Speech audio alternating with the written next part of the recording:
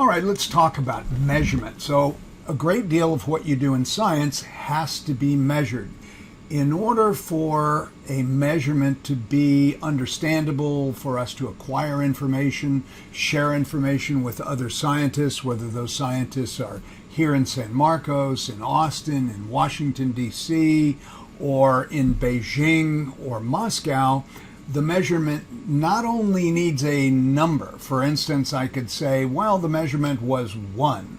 Well, what does that really mean? Well, it doesn't mean as much as if you said, well, it's 1 cubic centimeter or 1 meter or 1 gram. So you need both a number and a unit for measurements to be meaningful and communicate the kind of information that you need.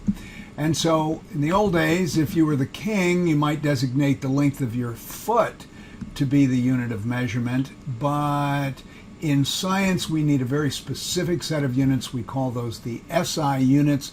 It comes from France, and it stands for Système International des Unités, or at least that sounds very French to me. And so let's just go over the types of units. We have mass. The unit of mass is the kilogram. Kilo means 1,000. That's a prefix, a metric prefix. And so that means 1,000 grams, and the symbol is lowercase k and lowercase g. You need to know the SI units for all of these different dimensions, and you need to know the symbol that we use. So mass is the kilogram, length is the meter, time is seconds, the symbol is S or SEC. Electric current is the ampere. You won't need that in this course, but you will in Chem 2 if you're taking Chem 2. Temperature is Kelvin, that's a capital K. Luminous intensity, you also won't need luminous intensity or candela in this course, but if you take an astronomy course or you do something where you're measuring the light output, you will need candle power or candela. If you're a lighthouse operator, you deal in candle power of your lighthouse, and that's a lowercase cd. And then the amount of substance, you're going to be using that all the time. That will be the mole, and we'll get very accustomed to using the mole. We simply drop the E and you have MOL for the symbol of mole. So for all these SI units, you need to know the unit, what it means, and the symbol for that unit. All right, let's talk about metric prefixes. So this can be a little bit confusing. Let's see if we can clear it up. So we start out with a base unit, a base SI unit, and then we apply a prefix that will either multiply that base unit times some number greater than 1 or subdivide that base unit into fractions of whatever that base unit happens to be. In this case, the base unit that we've chosen, which is the SI unit for length, is the meter. So everything above this line right here represents a prefix that is a greater than 1 of whatever base unit we're talking about. Here's giga. Giga is 10 to the 9th of whatever your base unit is. In this case, we're talking about gigameters. We use capital G for giga, meters for meters, and this is actually representing 1,000,000,000,000 or 1 billion, in this case, meters. So this is a gigameter is a billion meters or 10 to the 9th meters. Mega just sounds big, and it's a capital M, and this is 10 to the 6th. This is a million, 1,000,000, followed by 6 zeros, or 1 million. In this case, since it's a megameter, it's 1 million meters, or 10 to the 6th. So it'd be a capital M, lowercase m, since our base unit is meters. Kilo, this is the prefix for the greater than 1 that you'll use most often. That's kilometers. If you're from Europe, you're used to measuring length or your velocity in kilometers per hour, and that's 10 to the third or 1,000 in this case meters, which is a kilometer, and it's a lowercase k and then a lowercase m for kilometer, 10 to the third or 1,000 meters in this particular case. Okay, that's 1,000. Now everything below the line represents a number less than 1. This is where people get confused because you have these negative exponents. A negative exponent is just indicative of a number that is less than 1. So this prefix is 10 to the minus 1, and that's just 0.1 meters. Centi means 10 to the minus 2 or 0.01 meters in this particular case, and you'll use centimeters a lot in this particular course, and so we have a lowercase c, a lowercase m for centimeters. Now, we'll continue to go, and then I'll try and clarify how you're going to most often use this particular conversion factor. Milli is 1,000th, so that's going to be 0.001 meters. For millimeters, it's just a thousandth of a meter. Micro, a millionth of a meter. Nano, 10 to the minus 9 or a billionth of a meter. Pico, 10 to the minus 12. Femto, 10 to the minus 15. And I'll just clue you in on this. When we get down to femtometers, we're talking about a length or a diameter that's on the level of an atomic nucleus. It's a very, very small value. Now, here's where the confusion comes in. You see all these negative exponents, and when you're trying to do unit conversions, you tend to use these negative exponents, not understanding what you're talking about. Now, hopefully, this next slide is not going to be confusing. Let me break this down for you. Now, I'm using this length, and this is obviously not to scale, as representing the base unit of 1 meter. So 1 meter equals 1 lowercase m, and that's going from this point to this point right here. Now, if I take 1,000 of these, I've got a kilometer. If I take 1,000,000 of these, just multiply this length 1,000,000 times, pretending it's to scale, that would be a megameter. And multiply it 1,000,000,000 times, that would be a gigameter. So those are all values greater than one of these base units, which we're calling the meter. All right. So let's go the other direction. Let's go to numbers or values that are less than the base unit 1 meter. If I divide this meter up into 10 equivalent units, I have a tenth of a meter, which I could also write as 10 to the minus 1, which is equal to what we call 1 decimeter. So 1 decimeter, which we represent as 1 dm.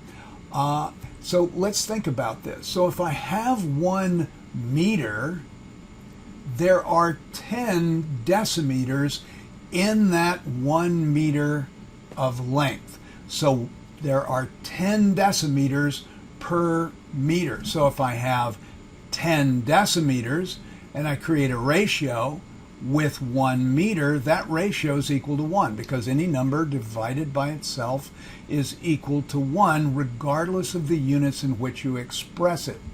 So 1 meter is equal to 10 equivalent decimeters.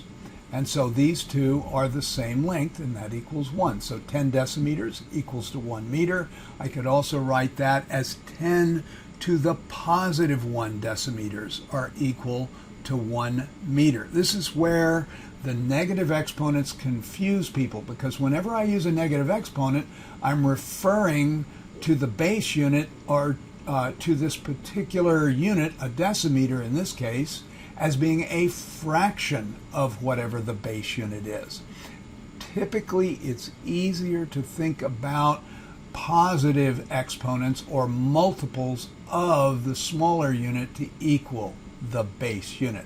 Hopefully we can that wasn't too confusing. So 1/10 of a meter is equal to 1 decimeter.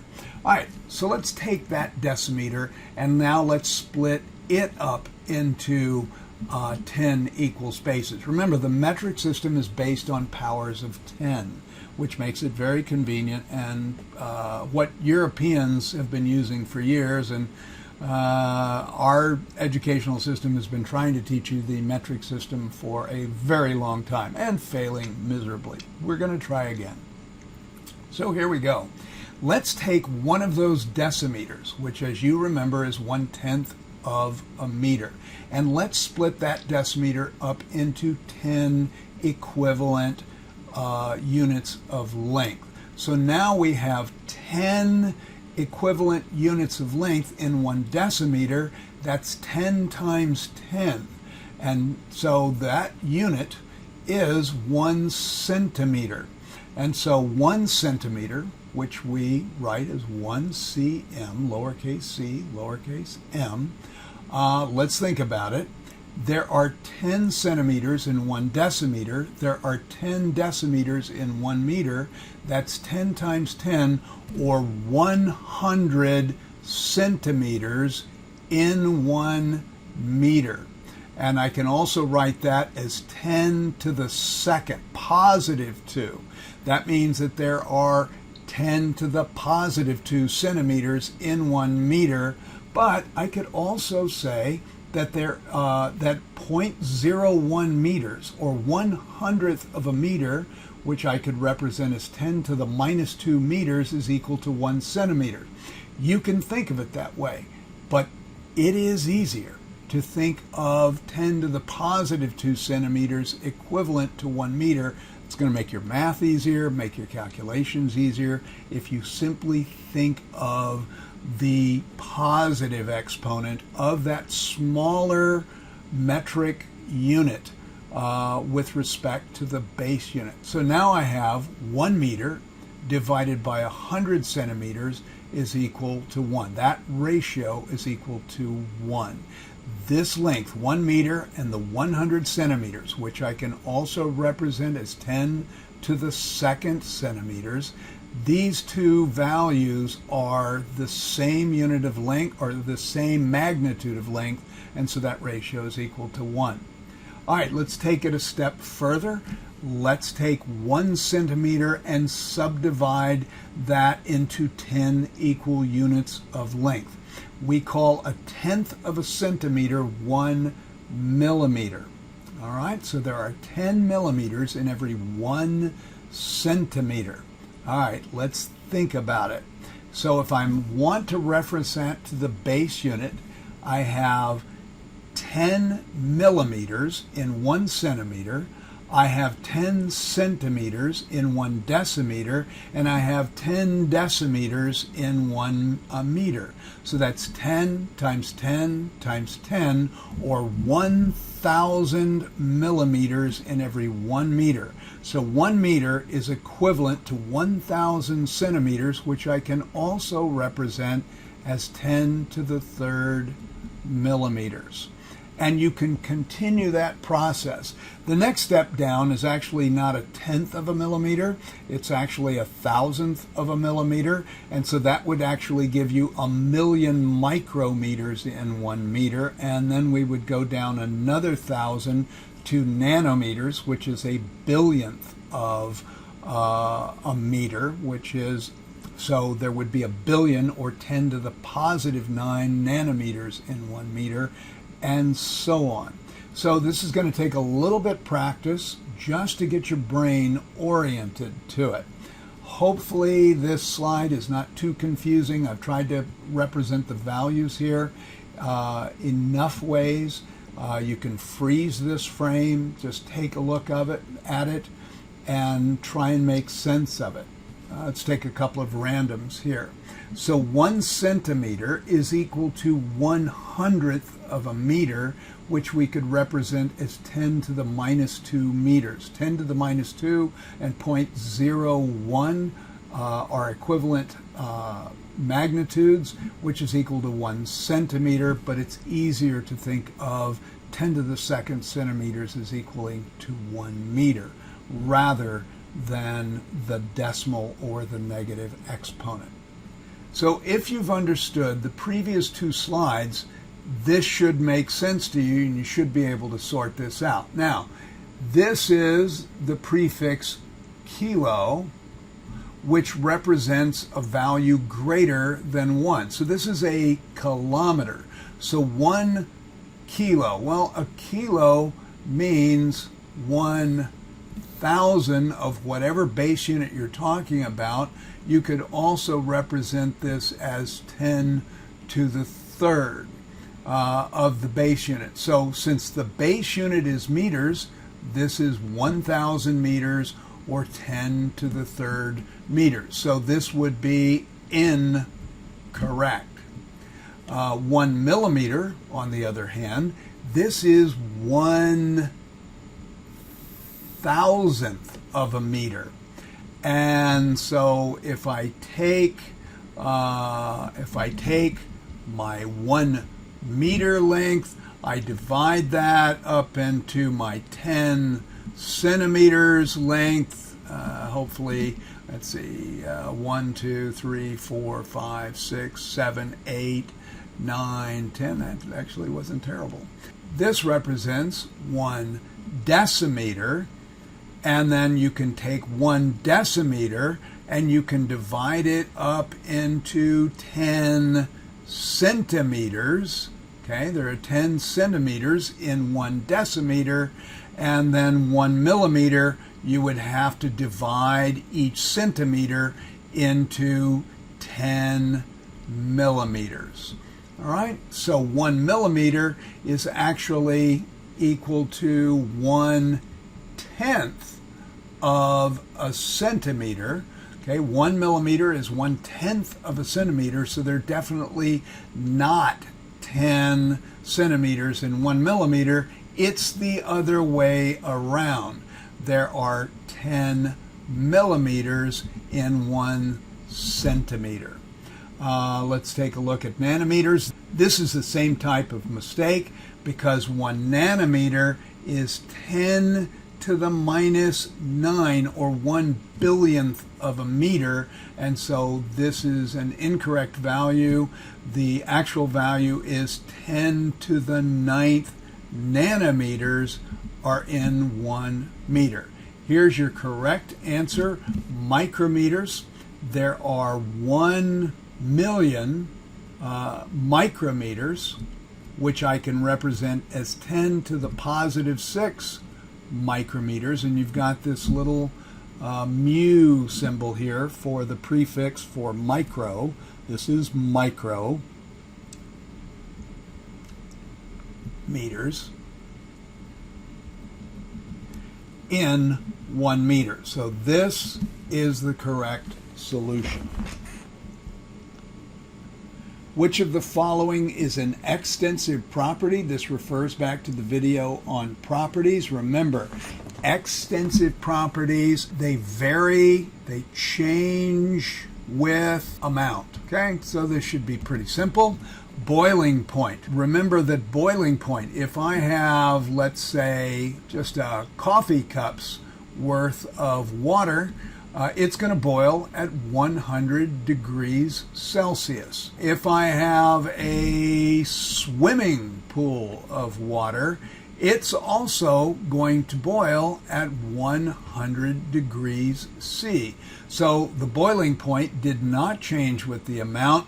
The boiling point is what we call an intensive property. And so this would not be the answer to an extensive property. Remember, extensive properties change with the amount. Volume definitely changes. So the volume of a cup of water and a swimming pool of water, very different.